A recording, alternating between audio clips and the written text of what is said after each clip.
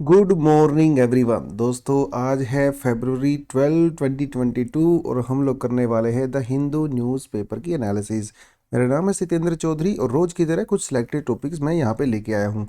एक बार ब्रीफली देख लेते हैं आज हम लोग कौन कौन से टॉपिक करने वाले हैं। तो दोस्तों, सबसे पहला टॉपिक रहेगा वो रहेगा एंटी डिफेक्शन लॉ के बारे में। वेस्ट बंगाल की जो लेजिस्लेटिव असेंबली है वहाँ से न्यूज जनरेट हुई है।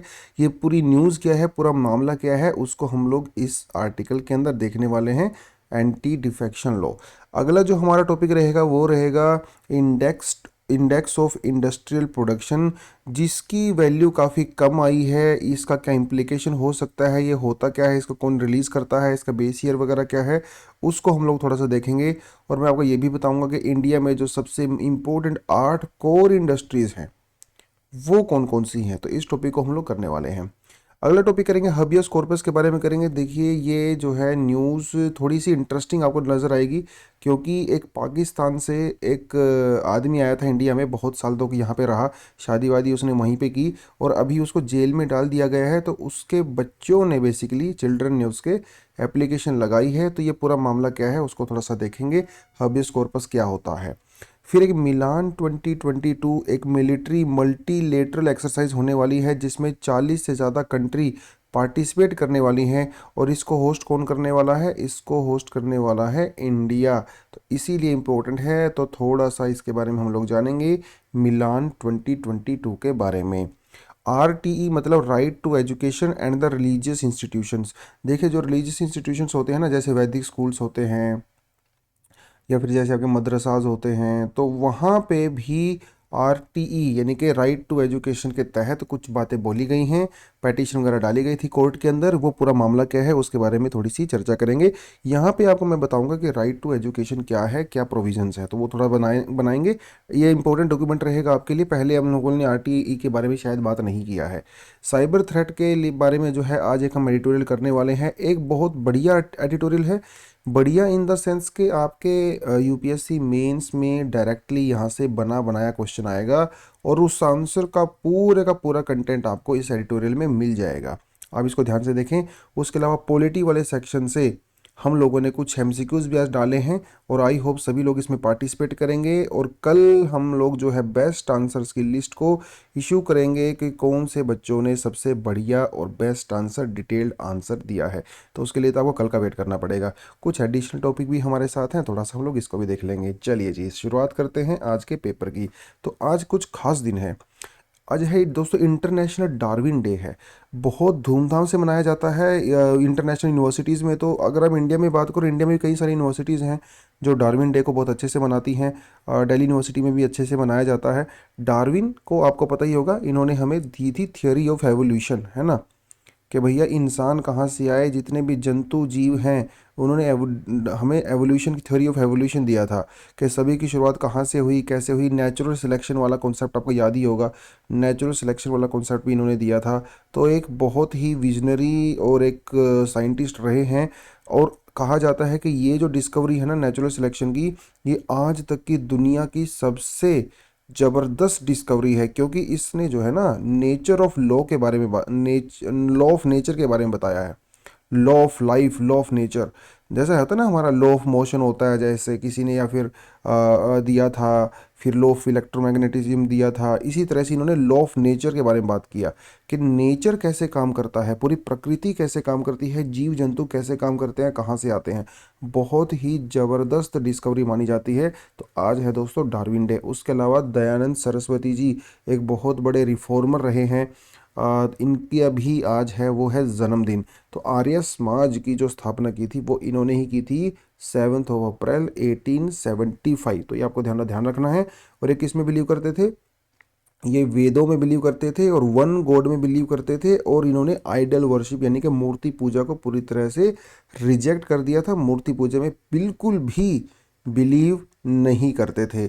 उसके अलावा हमारे समाज में बहुत सारी कास्ट हैं, मल्टीप्लिसिटी ऑफ कास्ट, ये इसके अंदर भी बिलीव नहीं करते थे। इनका कहना था कि हमारे समाज में जितनी भी बुराइयां हैं सभी की जड़ जो है वो कहीं ना कहीं मल्टीप्लिसिटी ऑफ कास्ट है। और इसी की वजह से लोग इंडिया में, खासकर लोअर कास्ट के लोग, वो एक धर्म से दूसरे धर्म में परिवर्तित होते हैं, ऐसा इन्होंने कहा था।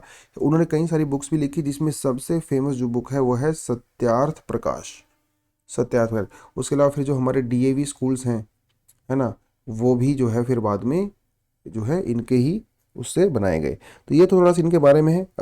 आपकी जो मॉडर्न हिस्ट्री है वहाँ पे हम इनके बारे में पढ़ते हैं, रिलीजियस रिफॉर्म्स के बारे में पढ़ते हैं, तो आर्य समाज वगैरह के बारे में वहाँ पे आपको ज़्यादा अच्छे से डिटेल मिल जाएगी। चलिए शुरुआत करते हैं आज के पहले आर्टिकल से। आज का जो पहला आर्टिकल है वो आता है वेस्ट बंगाल से। एक्चुअली ये जो है मुकुल रॉय जी हैं, और ये बीजेपी के एक्चुअली इनको सीट मिला था, टिकट मिला था, और बीजेपी के टिकट से ही ये जीते थे। लेकिन बीजेपी इलेक्शन ओवर होने के बाद इन्होंने तृणमूल कांग्रेस को ज्वाइन कर लिया। तो इसके हिसाब से क्या हुआ, देखिए ये इनको टिकट मिला था बीजेपी का, लेकिन अभी किस में है, तृणमूल कांग्रेस में है, तो उसके हिसाब से इनको हो जाना चाहिए था डिसक्वालीफाई। ऑब्वियस सी बात है भैया, आप लड़े तो उसकी टिकट पे और ज्वाइन आपने दूसरी पार्टी कर लिया, तो इनको डिसक्वालीफाई किया जाना चाहिए था।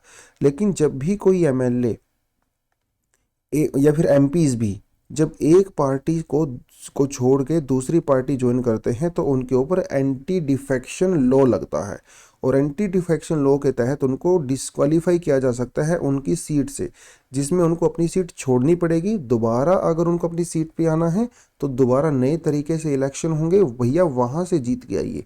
तो एंटी डिफेक्शन लॉ के अंदर बेसिकली इनको जो है डिस्क्वालीफाई किया जाना था। एक चीज़ आपको मैं बताता चलूँ कि ये जो एंटी डिफेक्शन लॉ के तहत जो डिस्क्वालिफिकेशन होता है ना, इसको करने की पावर किसके पास होती है, इसको करने की पावर होती है स्पीकर के पास और चेयरमैन के पास। मतलब राज्यसभा वाले केस में चेयरमैन का नाम ले रहा हूं मैं, अदरवाइज लोकसभा में और लेजिस्लेटिव असेंबली में स्पीकर के पास फाइनल पावर होती है इनको डिस्क्वालीफाई करने की। तो ये जो मुकुल रॉय जी भी हैं, इनका मामला भी पूरा स्पीकर के पास गया, और स्पीकर ने एक्चुअली इनको डिस्क्वालीफाई करने से लगभग लगभग मना कर दिया। ये जो है पूरे का पूरा मामला बनता है। अब देखिए एंटी डिफेक्शन लॉ के अंदर ये तो लिखा हुआ है कि इनका डिसीजन फाइनल होता है, लेकिन सुप्रीम कोर्ट ने ये कहा है कि भैया इनके स्पीकर के डिसीजन को भी जुडिशियल रिव्यू किया जा सकता है।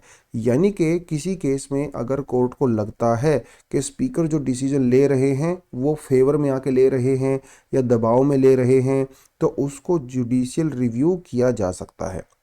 ठीक है, तो इनके डिसीजन को किया जा सकता है, कोर्ट में मामला जाएगा तब देखना रहेगा क्या रहेगा, लेकिन फिलहाल मामला यहाँ तक है। तो ये anti defection law basically India में जो है 10th शेड्यूल को जब इंट्रोड्यूस किया गया था, उसमें इंट्रोड्यूस किया गया था 1985 में। बाद में इसमें और भी अमेंडमेंट हुए हैं, लेकिन इंट्रोड्यूस किया गया था 1985 में 52nd अमेंडमेंट एक्ट। ठीक है, ये आपको यहाँ पे ध्यान रखना है। तो प्रिजाइडिंग ऑफिसर होते हैं डिफेक्शन वाले केस में, वही डिस्क्वालिफिकेशन को भी इंश्योर करते हैं। ठीक है, ये आपको पता होना चाहिए। और ये हमारे पार्लियामेंट में भी काम सेम चीज़ काम लागू होती है, और स्टेट असेंबलीज में भी यही चीज़ लागू होती है। तो एंटी डिफेक्शन लॉ के कुछ फीचर्स देखिए आपको मैं बता देता हूँ। एंटी डिफेक्शन लॉ में क्या रहता है, अगर कोई एक मेंबर दूसरे पॉलिटिकल उसकी जो मेंबरशिप को वॉलंटरली छोड़ देता है अपनी पार्टी को और दूसरी पार्टी को ज्वाइन कर लेता है, उस केस में एंटी डिफेक्शन लॉ लगता है। या फिर ऐसा भी हो सकता है कि जैसे मान लो पार्लियामेंट के अंदर कोई बिल वगैरह पास होना है, और उस बिल में जो है एक पॉलिटिकल मेंबर जो है अपनी पॉलिटिकल पार्टी की अगेंस्ट में वोटिंग कर देता है, ठीक है, उस केस में भी उसके ऊपर एंटी डिफेक्शन लॉ लग सकता है। या फिर कोई इंडिपेंडेंट कैंडिडेट होता है ना, जो आज़ाद उम्मीदवार होते हैं, और अगर वो इलेक्शन के बाद किसी पॉलिटिकल पार्टी को ज्वाइन कर लेते हैं, उस केस में भी उनके ऊपर एंटी डिफेक्शन लॉ लग सकता है। या फिर कोई नॉमिनेटेड मेंबर होता है, जैसे सचिन तेंदुलकर एक नॉमिनेटेड मेंबर हैं, अगर वो नॉमिनेशन होने के 6 महीने के बाद कोई पार्टी ज्वाइन करते हैं, उस केस में भी उनको डिस्क्वालीफाई किया जा सकता है एंटी डिफेक्शन लॉ के तहत। ठीक है, चलिए, जो नॉर्मल दोस्तों डिस्क्वालिफिकेशन होती है ना, उसको कौन करते हैं, प्रेसिडेंट करते हैं और गवर्नर करते हैं, जो नॉर्मल होता है। और किसकी हेल्प से करते हैं, इलेक्शन कमीशन की सजेशन से करते हैं। लेकिन जो एंटी डिफेक्शन लॉ के अंदर डिस्क्वालिफिकेशन होता है ना, इसको करते हैं स्पीकर। तो ध्यान रखना है, तो एक तो होती है नॉर्मल डिस्क्वालिफिकेशन जिसको करते हैं प्रेसिडेंट और गवर्नर, और एक होती है एंटी डिफेक्शन जिसकी पावर होती है स्पीकर के पास। ये बस थोड़ा सा आपको यहाँ पे ध्यान रखने की जरूरत है। लेकिन यहाँ पे कुछ एक्सेप्शंस भी हैं। जैसे मान लो कोई एक पॉलिटिकल पार्टी दूसरे पॉलिटिकल पार्टी में मर्ज हो जाती है, तो मर्ज वाले केस में एंटी डिफेक्शन लॉ बेसिकली नहीं लगता है। तो इस प्रेजेंट केस में क्या हुआ, मुकुल रॉय के केस में, मुकुल रॉय के केस में यही हुआ कि ये बीजेपी के मेंबर थे पहले, इन्होंने बीजेपी से टिकट लिया, इलेक्शन जीते, बाद में इन्होंने टीएमसी यानी कि तृणमूल कांग्रेस को ज्वाइन कर लिया। तो इसका मतलब ये बीजेपी के मेंबर नहीं हैं और इन्होंने बीजेपी की सदस्यता मेंबरशिप को वॉलंटरली गिव अप कर दिया है। तो उस केस में इनके ऊपर एंटी डिफेक्शन लॉ लगना चाहिए।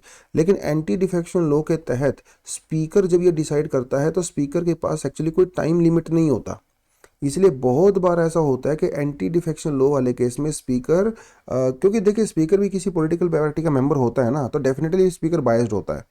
तो उस केस में वो अपनी पॉलिटिकल पार्टी के फेवर में ही काम करता है।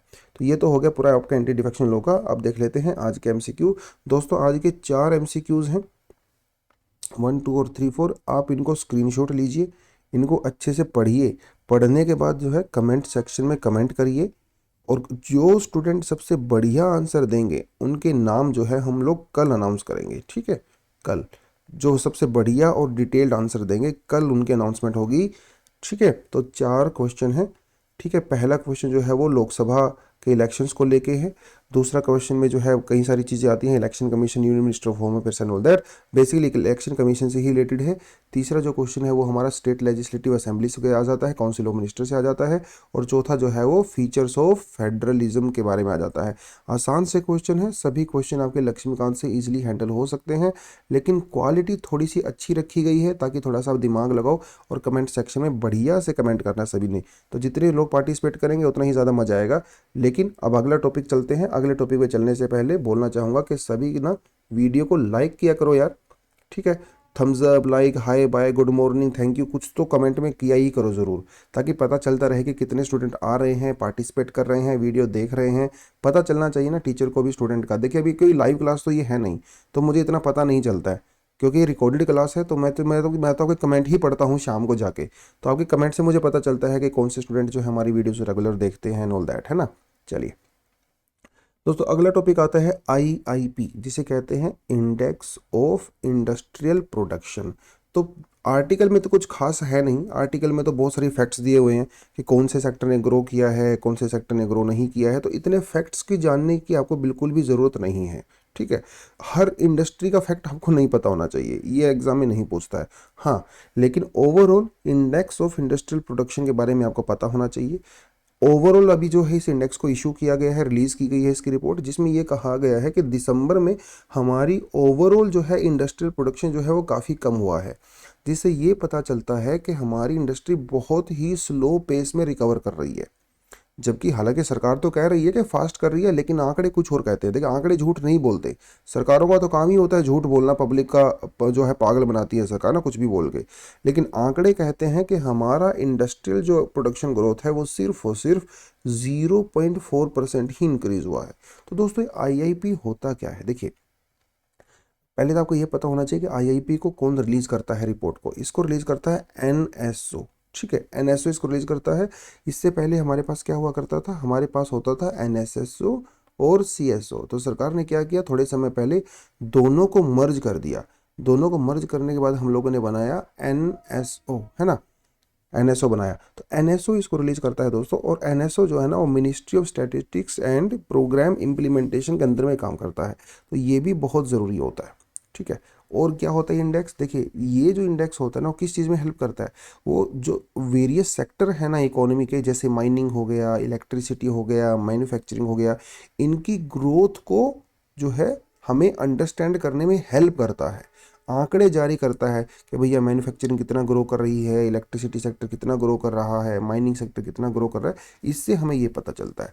और कोई भी इस तरह के जो इंडेक्स होते हैं, रिपोर्ट होते हैं ना, उनके लिए एक बेसियर जो है वो डिसाइड किया जाता है। तो आईआईपी के लिए जो है बेस ईयर जो है वो है 2011 एंड 2012। पहले ये बेस ईयर 2004-2005 हुआ करता था। अब आईआईपी के अंदर जो है ना हमारे कंट्री में 8 कोर इंडस्ट्री होती हैं।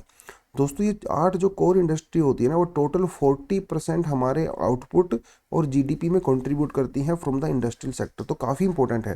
कहने का मतलब ये है कि 8 कोर इंडस्ट्री की परफॉर्मेंस देख के आप ओवरऑल इंडस्ट्री की परफॉर्मेंस का अंदाज़ा आराम से लगा सकते हो, ये इसका मतलब है। तो कौन कौन से यहाँ पे देख सकते हैं, ये देखिए वेट के हिसाब से दिया हुआ है, और इसी सीक्वेंस में आपको भी इसे याद करना है। ठीक है, इसी सीक्वेंस में आप जो है इसको याद कर सकते हो। देखिए सबसे ज़्यादा वेटेज किसको दिया गया है, देखिए आप यहाँ पे क्लियरली देख सकते हो, यहाँ पे वेटेज दिया गया है रिफाइनरी सेक्टर, है ना, steel sector, electricity sector, coal sector, है ना, crude oil, cement, natural gas and fertiliser. तो ये जो वेटेज दिया हुआ है ना, वेटेज के हिसाब से आप इसको याद करना है। तो coal, electricity, crude oil, cement, natural gas, steel, refinery products और फर्टिलाइजर, ये 8 हमारी होती हैं कोर इंडस्ट्री। बस ये आपको याद करना है अपने एग्जाम के पर्सपेक्टिव से। बार बार क्वेश्चन पूछता है, आगे भी पूछेगा, पास्ट में भी बहुत सारे क्वेश्चन यहाँ से पूछे हैं। चलिए अब बात करते हैं हेबियस कॉर्पस के बारे में। ये पूरा मामला क्या है। मामला देखिए आपको मैं बता देता हूँ। मामला कुछ ऐसा है कि भैया एक आदमी था जिसका नाम था मिस्टर कादिर। इनका जन्म हुआ था इंडिया में ही हुआ था, आई गेस 1959 के आसपास इनका जन्म हुआ होगा, ये इंपॉर्टेंट नहीं है। इनका जन्म हुआ था इंडिया में, ठीक है। उसके बाद ये चले गए पाकिस्तान, बहुत सालों तक पाकिस्तान रहे, ठीक है। फिर ये वहाँ पे रहे खूब सारा, फिर ये इंडिया में आए। तो 1980s 85 87 में कभी इंडिया में आए होंगे। तो उस समय इंडिया में आए, फिर उन्होंने इंडिया में आके शादी किया। देखिए इंडिया में इलीगली नहीं आए थे, इंडिया में ये वीज़ा लेके आए थे, ये भी आपको मैं बताता चलूँ। इंडिया में जो है वीज़ा लेके आए थे। हाँ वो बात अलग है कि बाद में इनका वीज़ा एक्सपायर हो गया। तो मेरी शादी इन्होंने इंडिया में की, 4-5 बच्चे भी हैं अभी इनके, लेकिन वीज़ा इन्होंने अनफॉर्चुनेटली अपना रीन्यू नहीं करवाया। होता है ना, वो पढ़े लिखे ज़्यादा है नहीं, लेबर क्लास, मतलब लेबर करते हैं, अनएजुकेटेड हैं, अनअवेयर हैं। तो पुलिस के चक्कर कौन काटे, वो कौन सोचता है ना उस समय। तो इन्होंने वीज़ा अपना रीन्यू नहीं करवाया अनफॉर्चुनेटली। और वीज़ा नहीं रिन्यू जो नहीं करवाया, तो अभी 2011 में इनके खिलाफ़ एक कंप्लेंट हो गई। कुछ लोग जानते होंगे इनको, तो उन्होंने कंप्लेंट कर दिया। जब ये इनको कंप्लेंट किया गया तो इनके ऊपर मुकदमा चलाया गया फॉरेनर्स एक्ट के तहत, और इसमें इनको इलीगल माइग्रेंट डिक्लेयर कर दिया गया और इनको भेज दिया गया 3 साल के लिए जेल में। 3 साल के लिए जेल में भेज दिया गया। 2014 में फैसला आया और 3 साल के लिए जेल में चले गए। तो कायदे से इनको 2017 तक जेल में रहना चाहिए था, लेकिन अभी आ गया है 2022, तो अभी भी ये जेल में ही बंद हैं, जबकि इन्होंने अपनी सज़ा पूरी कर दी है। तो हुआ ये कि जो इनके बच्चे हैं उन्होंने सुप्रीम कोर्ट के अंदर जो है एक पिटीशन फाइल की है, और उन्होंने एक हेबियस कॉर्पस जो है उसको लगाया है। तो इसीलिए जो है हेबियस कॉर्पस जो है यहाँ पे न्यूज़ में है। हेबियस कॉर्पस का मतलब होता है टू प्रोड्यूस अ बॉडी, है ना, ये तो आपको पता ही होगा क्योंकि लक्ष्मीकांत में अच्छे से दिया हुआ है। हेबियस कॉर्पस का मतलब होता है टू प्रोड्यूस ए बॉडी, यानी कि अगर किसी आदमी को एग्जीक्यूटिव, पुलिस वाले या सरकार अगर इलीगल तरीके से या फिर आर्बिट्रेरी तरीके से उसको डिटेंशन में डाल देती है, तो उसको बेसिकली उसको छुड़वाने के लिए तरीका होता है हेबियस कॉर्पस। हमारे यहाँ पे जो है 5 रिट्स होती हैं, जिसमें से हेबियस कॉर्पस भी एक रिट होती है। तो हेबियस कॉर्पस के तहत अगर किसी इंडिविजुअल को इस तरह से एग्जीक्यूटिव के द्वारा अरेस्ट वगैरह कर लिया जाता है बिना प्रोसीजर को फॉलो किए हुए, जैसे इस केस में हुआ है, ठीक है, और बिना किसी अथॉरिटी के, कानून के, तो आप हाई कोर्ट को भी अप्रोच कर सकते हो, सुप्रीम कोर्ट को भी अप्रोच कर सकते हो, ये आपने ध्यान रखना है। तो कई लोग ऐसा सोचते हैं कि सिर्फ फंडामेंटल राइट वाले केस में सिर्फ सुप्रीम कोर्ट का ही हो सकता है, नहीं ऐसा नहीं है। रिट पिटीशन वाले केस में हाई कोर्ट को भी जो है अप्रोच किया जा सकता है। और आपको एक चीज़ और बता दूं कि यहाँ पे हाई कोर्ट की इवन पावर सुप्रीम कोर्ट से ज़्यादा है in case of the writ, ठीक है। तो ये थोड़ा सा आपको यहाँ पे देखना पड़ेगा। तो जब इलीगल डिटेंशन वगैरह की जाती है तो रिट पिटीशन को लगाया जा सकता है। जो रिट जो है it can also be issued where the imprisonment और the detention is ultra vires, जहाँ पे ऐसा लगता है कि भैया उस आदमी को जो जेल में डाला गया है या उसको डिटेंशन में डाला गया है वो जानबूझ के डाला गया है अथॉरिटी के द्वारा, है ना, किसी खास मकसद से डाला गया है जो कि कानून के बाहर है, तो उस केस में भी जो है हार्बियस कॉर्पस यहाँ पे लगाया जा सकता है। यहाँ पे एक और बात बता दूं मैं कि जो हार्बियस कॉर्पस के लिए ज़रूरी नहीं है कि उसी इंसान को एप्लीकेशन डालनी है, कोई भी इंसान, ठीक है, उसके बिहाफ पे भी जो है पिटीशन को डाल सकता है। जैसे इसी प्रेजेंट केस में इनके इनके बच्चों के द्वारा डाला गया है। तो ये तो हो गया पूरे का पूरा टॉपिक जो कि यहाँ पे मेंशन है। आपने कमेंट सेक्शन में ये बताना है कि हेबियस कॉर्पस के अलावा और कौन कौन सी रिट हमारे पास है।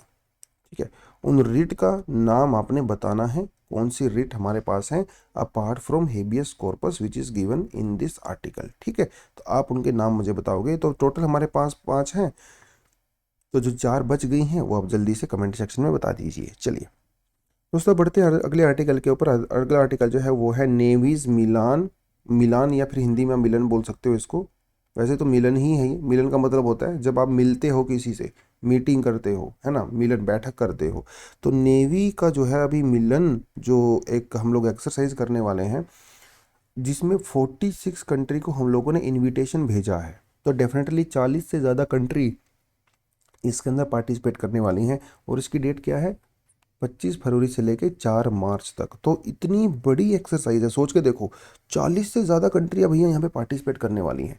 रशिया भी यहाँ पे पार्टिसिपेट करेगा, कुछ वेस्ट एशियन कंट्रीज़ भी यहाँ पे पार्टिसिपेट करेंगे जैसे सऊदी अरेबिया वगैरह। और उसके अलावा बहुत सारी दूसरी कंट्री, इवन क्वाड की सारी कंट्री यहाँ पे पार्टिसिपेट करने वाली हैं। तो बेसिकली बहुत बड़ा प्लेटफॉर्म है, अरे और मज़ेदार प्लेटफॉर्म है, क्योंकि इंडिया के इनिशिएटिव पे ये किया जा रहा है। और ऐसा भी नहीं है कि पहली एक्सरसाइज है ये एक्सरसाइज लगभग 2 साल में एक बार होती है। और 1995 में इसको स्टार्ट किया गया था। जब इसको स्टार्ट किया गया था तो ये पोर्ट ब्लेयर में होती थी, लेकिन अभी कुछ साल से इसको विशाखापट्टनम कोस्ट पे किया जा रहा है। तो थोड़ी सी बातें आपको इस ऑपरेशन मिलन के बारे में पता होनी चाहिए। उसके अलावा और भी कई सारी एक्सरसाइज है जो हम लोग करते हैं, जैसे जीमैक्स हम लोग जापान के साथ करते हैं, एक्स डेजर्ट नाइट 21 एक्सरसाइज। ठीक है, ये भी हम लोग करते हैं इंडियन एयरफोर्स और French air and the space forces के बीच में। तो कई बार ना प्रीलिम्स वगैरह में ये सब चीज़ें भी आपसे पूछ लेता है। इंद्रधनुष भी हमारी एक एक्सरसाइज है जिसमें कौन करता है, इंडियन एयरफोर्स और royal air force of the United kingdom. तो इन दो के बीच में होती है इंद्रधनुष। ऐसे ही हमारे पास एक पिच ब्लैक भी होती है बिटवीन इंडिया एंड ऑस्ट्रेलिया। उसी तरह से ओसीडेक्स भी होती है, बायलेटरल नेवल एक्सरसाइज। देखिए कुछ एक्सरसाइज ऐसी होती हैं जो कि मिलिट्री एक्सरसाइज होती हैं, कुछ एक्सरसाइज ऐसी होती हैं जो कि नेवल एक्सरसाइज होती हैं। ठीक है, तो ये आपको थोड़ा ध्यान रखना चाहिए कभी भी इस तरह की एक्सरसाइज को ध्यान रखने से पहले कि भैया ये नेवल है, मिलिट्री है, या फिर तीनों विंग यहाँ पे आते हैं, एयरफोर्स भी आता है। वो थोड़ा सा आप ध्यान से जरूर देखा करो। ठीक है, धर्म गार्जियन भी हमारे पास है। ठीक है, अवरिंद्रा हमारे पास है, नोमैडिक एलिफेंट जो है इंडिया और मंगोलिया के बीच में एक्सरसाइज हम लोग करते हैं। चलिए आपको कमेंट में बताना है कि हम युद्ध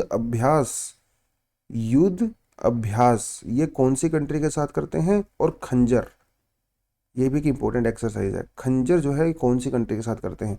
तो 2 क्वेश्चन प्रीलिम्स में यहाँ पे आपके लिए हैं।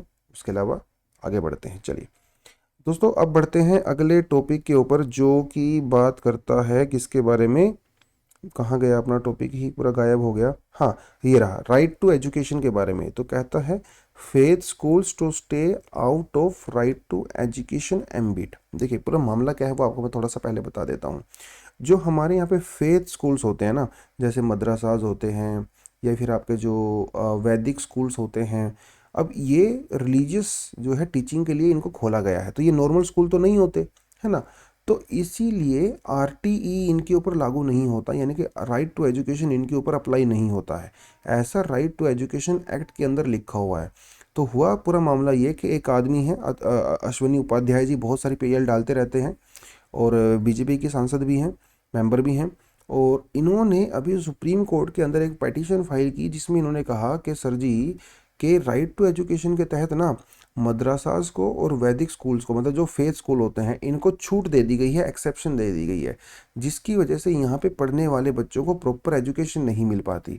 तो इन्होंने सुप्रीम कोर्ट में ये अपील फाइल की कि ये जो रिलीजियस स्कूल्स हैं वो भी आरटीई के अंदर आने चाहिए ताकि बच्चों को प्रॉपर नॉर्मल एजुकेशन मिले। लेकिन सुप्रीम कोर्ट ने इनकी पिटीशन को जो है वो रिजेक्ट कर दिया है। ठीक है, और इनको कहा है कि भैया आप ऐसा करो, पहले हाई कोर्ट पे जाओ फिर उसके बाद हमारे पास आना। तो इसीलिए थोड़ा सा मामला ये दोबारा से न्यूज़ में है। तो राइट टू एजुकेशन के बारे में थोड़ा आपको पता होना चाहिए। इसको पार्लियामेंट में जो है 2009 में पास किया गया था। ठीक है, 2009 में पास किया गया था। उससे पहले 2002 में हम लोग जो है 86 कॉन्स्टिट्यूशन अमेंडमेंट हम लोगों ने किया था, जिसमें हम लोगों ने आर्टिकल 21A इंट्रोड्यूस किया था, which is a fundamental right, जहाँ पे 6 साल से लेकर 14 साल के बच्चों को हम लोग क्या करते हैं, उनको फ्री और कंपलसरी एजुकेशन देते हैं। और it is a fundamental right now. ठीक है, फंडामेंटल राइट नाउ। और उसी के बेस बना के 2009 में हम लोग RTE लेके आए थे, राइट टू एजुकेशन। बहुत ही इम्पोर्टेंट एक आर्टिकल है और बहुत सारी चीज़ों के बारे में बात करता है। जैसे RT के अंदर ये कहा गया कि जो स्कूल्स होते हैं, प्राइवेट स्कूल भी चाहे क्यों ना हो, 25% जो उनके अंदर सीट्स होती हैं क्लासरूम्स में, वो गरीब और डिसएडवांटेज और इकोनॉमिकली बैकवर्ड सेक्शन के लिए उसको छोड़ेंगे। यानी कि गरीब फैमिली के बच्चे भी उन हाई फाई स्कूल में पढ़ सकते हैं। 25% जो है सीट उनके लिए अवेलेबल होती हैं, ऐसा इसके अंदर कहा गया। इसके अंदर ये भी कहा गया कि 8वीं क्लास से कम क्लास का कोई भी बच्चा जो है उसको फेल नहीं किया जाएगा। तो ग्रेडिंग सिस्टम बेसिकली यहाँ पे इंट्रोड्यूस किया गया और मार्किंग सिस्टम को जो है वो ख़त्म कर दिया गया। तो कुछ कुछ इंपॉर्टेंट चीज़ें यहाँ पे बहुत बढ़िया से कही गई हैं। और इन्होंने जैसे ये कहा जैसे कि जो प्राइवेट ट्यूशन जो है वो अलाउड नहीं है ना। पहले टीचर क्या होते थे ना, स्कूल में पढ़ाने के बाद जो है प्राइवेट ट्यूशन्स पढ़ाते थे, लेकिन RTE के अंदर जो है उसको भी बंद कर दिया गया। तो अभी टीचर जो है वो प्राइवेट ट्यूशन नहीं पढ़ा सकते। उसके अलावा running schools with no recognition, अगर आपको अपने स्टेट से या सेंटर से परमिशन नहीं है तो आप स्कूल भी नहीं चला सकते। तो बहुत सारे चीज़ें, RTE एक बहुत ही डिटेल्ड एक्ट है। अगर आपको पढ़ना है तो आप गूगल वगैरह इसमें कर सकते हो, लेकिन जो मेन खास खास न्यूज़ थी वो मैंने आपको यहाँ पे बता दी हैं, जिसके बारे में आर्टिकल लिखा हुआ था। चलिए अब बढ़ते हैं दोस्तों आज के एडिटोरियल सेक्शन में। एक बहुत ही शानदार एडिटोरियल सेक्शन है जिसमें साइबर सिक्योरिटी को लेके, साइबर थ्रेट को लेके बहुत सारी बातें कही गई हैं। साइबर थ्रेट क्या होता है ना, इसके जो है क्या क्या थ्रेट हमारे पास हैं, कैसे हम लोगों को ये थ्रेटन करता है, कौन कौन से तरीके होते हैं साइबर अटैक करने के, हमारे सामने कौन कौन से चैलेंजेस हैं, या फिर जो भी स्टेप हम लोग आजकल ले रहे हैं उसके अंदर कौन कौन से ड्रॉबैक्स हैं, और फ्यूचर में हम लोगों को कौन कौन से स्टेप्स लेने चाहिए। इस तरह के कुछ कुछ बेसिक जो क्वेश्चंस हैं, जहाँ से एग्ज़ाम में हमारे जो है क्वेश्चंस पूछे जाते हैं, वो इसके अंदर जो है हैंडल किए गए हैं। तो यहाँ से आप बढ़िया क्वेश्चन भी बना सकते हो। चलिए देखिए, बात करता है मतलब देखिए आज का समय डिजिटल समय है ना, हर कोई डिजिटल चीज़ें कर रहा है, तो बहुत सारे अटैक होते रहते हैं आपके पास। आपका मोबाइल हैक हो जाता है ना। आपके मोबाइल में जो है कुछ ना कुछ वो फिशिंग के लिए डाल देते हैं, जिसमें आपका डेटा वगैरह चोरी कर लेते हैं। आपकी आइडेंटिटी चोरी हो जाती है, आपके बैंक अकाउंट से जो है आपकी डिटेल्स चोरी हो जाती हैं। तो बहुत सारे तरीके के अटैक हो सकते हैं, और कई बार स्पाईवेयर अटैक भी होते हैं, जैसे हम लोग पेगासस की बात करें, है ना। कई बार रैंसमवेयर अटैक भी होते हैं, तो लोगों से रैंसम मांगी जाती है, ब्लैकमेल किया जाता है, उनको पैसे वैसे लिए जाते हैं। बहुत सारे तरीके के यहाँ पे अटैक होते हैं। लेकिन जो सबसे बड़ा अटैक हुआ था, जो न्यूज़ में भी काफ़ी ज़्यादा आया था, जो कि साइबर अटैक हुआ था, वो बेसिकली किया गया था ईरान के ऊपर। तो ईरान का जो न्यूक्लियर प्रोग्राम है ना, उसके ऊपर इजराइल ने और USA ने मिलकर एक साइबर अटैक किया था, जिसे कहा गया था स्टक्सनेट। तो स्टकनेट बेसिकली वो वायरस कह सकते हो या फिर वो सॉफ्टवेयर कह सकते हो, जिसके तहत उन्होंने ईरान के उनके ऊपर न्यूक्लियर फैसिलिटीज़ के ऊपर अटैक किया था, जिसमें ईरान का बहुत सारा डेटा क्रैश हो गया था और उनका जो न्यूक्लियर प्रोग्राम है वो प्रॉपर तरीके से नहीं हो पा रहा था। तो ये एक बहुत बड़ा अटैक है। अभी रिसेंटली भी USA में 2-3 अटैक हुए हैं, और भी बहुत सारे अटैक होते रहे हैं। Y2K का अटैक हुआ था पूरे का पूरा। तो बहुत सारे अटैक आप सुनते रहते होंगे ना, कभी यहाँ अटैक हो गया, वहाँ अटैक हो गया। तो आजकल जो न्यूक्लियर जो सॉरी ये साइबर थ्रेट है ना, एक बहुत बड़ी इंडस्ट्री बन चुकी है एक्चुअली। और USA के जो है डिफेंस सेक्रेटरी तो ने कहा है कि अभी फ्यूचर में कभी ना कभी जो है साइबर पर्ल हार्बर भी हो सकता है। साइबर पर्ल हार्बर तो आपने सुना ही होगा ना, कि सेकेंड वर्ल्ड वॉर में जो है जापान ने पर्ल हार्बर, जो कि एक उसका नेवल बेस था अमेरिका का, उसके ऊपर अटैक किया था, जिसके बाद अमेरिका ने सेकेंड वर्ल्ड वॉर के अंदर पार्टिसिपेट किया था। तो इनका कहना है कि साइबर पर्ल हार्बर जैसा कुछ ना कुछ हो सकता है, जब किसी कंट्री के पूरे इंफ्रास्ट्रक्चर के ऊपर दूसरी कंट्री साइबर अटैक कर सकती है और उसको पूरी तरह से ख़त्म कर सकती है। तो इस तरह का उन्होंने बहुत ही एक थ्रेटन किया है। अगर एक्सपर्ट लोगों की माने तो इस समय दुनिया में जो ग्लोबल कॉस्ट होती है साइबर थ्रेट से, मतलब जो नुकसान होता है, वो 3 से 4 ट्रिलियन डॉलर होता है। और इस समय दुनिया में जितनी इलीगल ड्रग ट्रेड होती है ना भैया, ये उससे भी ज़्यादा है, और फ्यूचर में डेफिनेटली और ज़्यादा भी इंक्रीज होगा। ठीक है। तो बहुत सारे सेक्टर को अटैक किया जाता है डेफिनेटली, लेकिन कुछ सेक्टर ऐसे हैं जैसे health sector. Health care sector में बहुत ज़्यादा साइबर थ्रेट होते हैं। लोगों की हेल्थ इंफॉर्मेशन चुरा ली जाती है, उनकी आइडेंटिटी वगैरह चुरा ली जाती है, लेकिन ज़्यादातर इसको इग्नोर ही कर दिया जाता है। ठीक है, उसके अलावा एजुकेशन सेक्टर में भी खूब सारे अटैक होते हैं, और रिसर्च सेक्टर में, कम्युनिकेशन में, और जो गवर्नमेंट की वेबसाइट वगैरह होती हैं, गवर्नमेंट का डेटा वगैरह वहाँ से चुरा लिया जाता है। तो कहीं डिफरेंट नेचर का हो सकता है, डिफरेंट एरियाज़ को वो टारगेट कर सकता है। तो हमारा मेजर कंसर्न क्या है? हमारा मेजर कंसर्न ये है, देखिए, क्रेडेंशियल थ्रेट के मतलब जबकि आईडी चुरा लिया, आपका सोशल सिक्योरिटी नंबर चुराया जा सकता है, आपका आधार चुराया जा सकता है, तो वहाँ की जो डिटेल होती हैं वो आपके अगेंस्ट में यूज़ की जा सकती हैं, है ना। सोच के देखिए कि किसी ने आपका आधार चुरा लिया, आपका आधार चुरा के जो आपके फ़ोन, आपके नाम पे जो है कोई सिम कार्ड ले सकता है वो, और आपके नाम पे सिम कार्ड जाएगा तो उससे कुछ भी कर सकता है ना। ये चीज़ें हो गई। दूसरा कहता है threat of the data breach, है ना, डेटा ब्रीच कर लिया, फिशिंग कर लिया, मतलब कई बार लोगों को मेल आते हैं ना, तुमने तुमने 2 करोड़ रुपए जीत लिया, तो उससे लोगों की इन्फॉर्मेशन वगैरह ले ली जाती है, उनसे पैसा वगैरह ट्रांसफ़र करवा लिया जाता है ना, तो इस तरह की चीज़ें होती हैं। रैंसमवेयर अटैक, लोगों को अटैक किया जाता है, कंपनीज़ को उनका डेटा चुरा लिया जाता है, और फिर उनको थ्रेट दिया जाता है पैसे को लेके कि हमें $10 मिलियन चाहिए, $50 मिलियन चाहिए, वो सारी चीज़ें होती हैं। मेजर आउट आईटी आउटेज भी हो सकता है, जैसे जिसे कंपनी के नेटवर्क वगैरह को टारगेट किया जा सकता है, इंटरनेट को बंद वगैरह किया जा सकता है। तो ये पूरी की पूरी चीज़ें हैं, और रैंसमवेयर जो क्रिमिनल्स हैं ना आजकल बहुत सोफिस्टिकेटेड हो रहे हैं। एंटरप्राइजेज को होती है जो बड़ी बड़ी, जैसे टीसीएस हो गया, टाटा हो गया, आपका बहुत सारी कंपनीज हैं, उनको टारगेट करते हैं, और गवर्नमेंट्स को भी टारगेट करते हैं, है ना, और फिर उनसे जो है पैसा मांगते हैं। इस तरह के अटैक बहुत ज़्यादा बढ़ गए हैं दोस्तों। इवन पेंडेमिक के समय में वर्क फ्रॉम होम जब हम लोग कर रहे हैं, तो ज़्यादा से ज़्यादा लोग दोबारा से डिजिटल प्लेटफॉर्म पे आते हैं, उसकी वजह से भी जो है ज़्यादा थ्रेट यहाँ पे अभी हो रहे हैं। दूसरी बात, आजकल लोग क्या करते हैं, सारी चीज़ें अपनी फ़ोटो, पिक्चर्स वगैरह, अपनी डिटेल्स होती हैं बैंक वगैरह की, वो क्लाउड के ऊपर जो है उसको स्टोर कर लेते हैं, जहाँ से भी डेफिनेटली उसको लीक होने का चांस बढ़ जाता है ना। तो कुछ कुछ चीज़ें हैं जो कि एक मेजर कंसर्न हमारा ये है एरिया का। तो इसका सोल्यूशन क्या है? देखिए, कई तरह के सोल्यूशन होते हैं, लेकिन जब हम लोग टेक्नोलॉजिकल सोल्यूशन की बात करते हैं, तो ये कुछ ऐसे मेथड हैं जो इस समय फॉलो किए जा रहे हैं। हालांकि ये मेथड काफ़ी नहीं है, बहुत ज़्यादा इफ़ेक्टिव नहीं है, लेकिन जो एक्सपर्ट्स जो यूज़ करते हैं वो यही होते हैं। जैसे सिक्योरिटी एक्सेस जो है सर्विस एज, ठीक है, तो साइबर अटैक को जो है, इसमें क्या है, आपके जो एंटीवायरस वगैरह होते हैं वो इंस्टॉल वगैरह कर दिए जाते हैं ना, उस तरह की चीज़ें होती हैं। फिर हमारे पास एक आता है कैसबी, मतलब क्लाउड एक्सेस सिक्योरिटी ब्रोकर। तो क्लाउड के अंदर जैसे आप लोग जो है आई क्लाउड के अंदर या कहीं भी स्टोर करते हो चीज़ों को, तो उसको एक्स्ट्रा प्रोटेक्शन यहाँ पे प्रोवाइड की जाती है।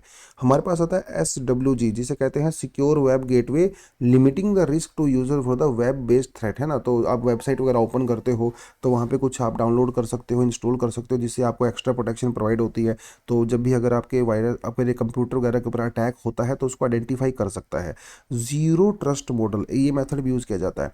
इसका मतलब ये होता है कि जिस आदमी को उस कंप्यूटर की एक्सेस होती है, वही उसको ऑथराइज कर सकता है, वही उसको ओपन कर सकता है, और वही उसके डेटा को यूज़ कर सकता है, कोई और इंसान उसको यूज़ नहीं करेगा।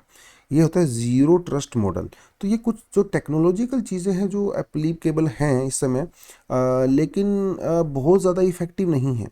तो जो ग्लोबल जो लीडर्स हैं, जो कंट्रीज़ हैं, बेसिकली वो इस थ्रेट को पूरी तरह से समझ नहीं पा रहे हैं।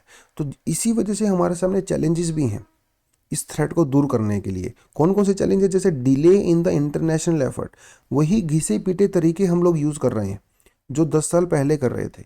तो इंटरनेशनल कोई भी एफर्ट नहीं लिया जा रहा है। जैसे क्लाइमेट चेंज को हम लोग लेते हैं, बायोडाइवर्सिटी के लिए लेते हैं, उस तरह से साइबर थ्रेट को लेके इंटरनेशनली कोई ऐसा एफर्ट हमारे पास नहीं है। और कॉरपोरेट जो प्रोटेक्शन होती हैं, ये भी पूरी तरह से जो है नहीं है। ऐसा कहा जाता है कि 80% से ज़्यादा केसेस में जो कॉरपोरेट्स के ऊपर साइबर थ्रेट होते हैं, वो उसको रिपोर्ट ही नहीं करते हैं, क्योंकि ऐसा होता है ना, कई बार उनकी उनकी इमेज को जो है वो खतरा हो जाता है कि ये खुद को प्रोटेक्ट नहीं कर पा रहे हैं, इस तरह का कुछ। तो उसको प्रॉपर तरीके से प्रोटेक्ट नहीं करते हैं। उसके अलावा no change in the method of response, देखिए वही है कि जो 10 साल पहले हम लोग तरीके अपना रहे थे, आज भी वही तरीके अपना रहे हैं। लेकिन जो लोग साइबर अटैक करते हैं वो इतने स्मार्ट होते हैं, वो आपसे 4 कदम पहले ही आगे होते हैं। तो भैया, अगर उनके साथ अगर आपको डील करना है, तो डेफिनेटली आपको इंटरनेशनल एफर्ट लेने पड़ेंगे, नए नए तरीके आपको खोजने पड़ेंगे इस तरह की चीज़ों को टैकल करने के लिए, है ना। तो एक ये कुछ ये जो है ये हमारे सामने अभी चैलेंज है। तो वर्ल्ड लीडर को बेसिकली एक प्लेटफॉर्म पे आने की यहाँ पे ज़रूरत है। तो कौन कौन से तरीके जो है मेजर्स टू बी टेकन में हम लोग क्या क्या मेंशन कर सकते हैं? इनका कहना है कि भैया, एक बहुत बड़े अटैक का वेट मत कीजिए, है ना। पर्ल हार्बर जैसे अटैक का वेट मत कीजिए, आप ना प्रोएक्टिव स्टेप्स लीजिए। ऐसा होता है ना, जैसे 9/11 के बाद बहुत सारे स्टेप लिए गए टेररिज्म को दूर करने के लिए, तो ऐसा वेट क्यों कर रहे हो? उससे पहले ही जो है आप इसमें कुछ ना कुछ करिए। खास जो आपका टारगेट होना चाहिए वो होना चाहिए रैंसमवेयर। तो इनको आप टारगेट कीजिए, इनको हैंडल कीजिए। दूसरी बात, prioritising the defence of the data above everything else. तो डेटा को प्रोटेक्ट करना सबसे ज़्यादा प्रायोरिटी पे हम लोगों को रखना चाहिए, क्योंकि आजकल सारी दुनिया जो है वो डेटा के पीछे ही भाग रही है। क्योंकि एक बार आपका डेटा लीक हो गया ना, तो उसके बाद आपको बहुत सारे तरीके से इन्फ्लुएंस किया जा सकता है, मैनिपुलेट किया जा सकता है। तो डेटा की प्रोटेक्शन को बहुत ऊपर जो है प्रायोरिटी के हिसाब से रखना चाहिए। उसके अलावा हमारी जो लॉ एनफोर्समेंट एजेंसीज हैं, इन इनको भी कुछ नए तरीके खोजने पड़ेंगे। कंट्रीज़ का जो कानून होता है, स्ट्रॉन्ग कानून लेके आने पड़ेंगे साइबर थ्रेट को रोकने के लिए। उसके अलावा हमारा जो सिस्टम है, जो हमारा इंफ्रास्ट्रक्चर होता है कुछ भी, उसको जो है ज़्यादा रेजिलिएंट बनाने की ज़रूरत है, उसको और ज़्यादा स्ट्रॉन्ग करने की ज़रूरत है। जैसे हम लोग कैसे कर सकते हैं, डिसेंट्रलाइजेशन से कर सकते हैं, है ना। ऐसा नहीं होना चाहिए कि किसी कंपनी का सारा डेटा जो है एक ही जगह पे स्टोर है, तो भैया फिर तो थ्रेट के और उसके लीक होने के चांसेस ज़्यादा हैं। तो डिसेंट्रलाइज आप कर सकते हो, थोड़ा डेटा मुंबई में, थोड़ा दिल्ली में, यहाँ पे स्टोर कीजिए। हाइब्रिड क्लाउड स्ट्रक्चर को लेके आइए, ठीक है। अब redundant application and the backup process को लेके, ये तो आपका जो डेटा है उसकी आपके पास बैकअप भी होना चाहिए, ये थोड़ा आपको देखना पड़ेगा। क्रिएट बैकअप प्लान्स, तो मतलब आप ये भी चीज़ देखिए ना कि आप कितनी चीज़ें ऑनलाइन स्टोर करते हो, कितनी चीज़ें आप जो है ऑफलाइन स्टोर करते हो, तो ये बैलेंस बनाना भी ज़रूरी है। आजकल क्या है ना, आजकल सब चीज़ें ऑनलाइन हो गई हैं, तो जिसकी वजह से उस डेटा को चुराना, उसको एक्सेस करना वो ज़्यादा ईजी हो गया है, क्योंकि ऑफलाइन चीज़ें हम लोग नहीं कर रहे हैं। तो ये भी इन्होंने बताया कि ये आपको ये भी थोड़ा दिमाग लगाना चाहिए कि कितनी चीज़ें ऑनलाइन की जानी चाहिए। जब जो बहुत ज़रूरी होता है तभी हम लोगों को ऑनलाइन जाने की ज़रूरत होनी चाहिए, जिससे जो है थ्रेट थोड़ा सा कम हो जाता है। तो ये कुछ जो है सजेशन इन्होंने यहाँ पे दी है। देखिए मुझे लगता है कि एक अच्छा ये एडिटोरियल है डेफिनेटली साइबर थ्रेट को लेके, एक बढ़िया यहाँ से कंटेंट हम लोग एग्ज़ाम के लिए हमारे पास बहुत अच्छा यहाँ पे मिल गया है। तो ये कुछ आप चीज़ें देख सकते हो। हाँ, इंडिया स्पेसिफिक जो हम लोगों ने चीज़ें स्टेप्स वगैरह लिए हैं, आप उनको भी अलग से लिख सकते हो अपने एग्जाम के अंदर में, ठीक है। चलिए दोस्तों, तो आज के लिए तो इतना ही करेंगे। उसके अलावा कुछ एडिशनल आर्टिकल हमारे पास हैं, जैसे ये आप जो है यहाँ से पढ़ सकते हो। इंडिया ऑस्ट्रेलिया का जो फ्री ट्रेड एग्रीमेंट है उसके बारे में पढ़ सकते हो। ईरान के अंदर जो है जो न्यूक्लियर प्रोग्राम्स को लेकर जो टॉक्स हो रही हैं यूरोप के बीच में, आप उसके बारे में भी पढ़ सकते हो। उसके अलावा यूएसए ने जो है वो इंडिया के बारे में क्या कहा है, क्योंकि कोड चल रहा है ना, तो उसके बारे में जो है थोड़ा देख सकते हो। लेकिन इस वीडियो को एंड करने से पहले बताना चाहूँगा कि जो स्टूडेंट हमारे यहाँ पे पहली बार आए हैं, नए आए हैं, या फिर जो पुराने हैं और 2022 के लिए प्रिपेयर कर रहे हैं, उनको बताना चाहता हूँ कि हम लोगों ने टेस्ट सीरीज़ लॉन्च की है। बहुत ज़बरदस्त टेस्ट सीरीज़ है, 32 टेस्ट हम लोग लेने वाले हैं। हर टेस्ट का आपके साथ डिस्कशन भी किया जाएगा, बहुत बढ़िया डिटेल तरीके से इन डेप्थ एनालिसिस उसकी की जाएगी। और आपका जो ये जो टेस्ट लेने वाले हैं ना, इस तरह से डिज़ाइन किए गए हैं कि आपकी 3 से 4 बार आपकी रिवीजन हो जाती है। सी सेट के यहाँ पे टेस्ट रखे गए हैं, एनसीईआरटी बेस्ड और करंट अफेयर ये बेस्ड टेस्ट हैं। तो जितने स्टूडेंट भी इसको ज्वाइन करना चाहते हैं तो वो इसको ज्वाइन करें। उसके अलावा हमारा मेंटरशिप प्रोग्राम भी आप ज्वाइन कर सकते हो। डिस्क्रिप्शन में आपको लिंक मिल जाएगा, वहाँ पे जाके क्लिक करिए। क्लिक करने के बाद हम लोग कहाँ पे मिलेंगे, क्लासरूम में 1-to-1 भी मिल सकते हैं। चलिए दोस्तों, आज के लिए इतना ही। Thank you very much, all the best and Jai Hind. लेकिन वीडियो को लाइक करे बिना वीडियो को बंद नहीं करना है, ठीक है जी। चलिए, जय हिंद।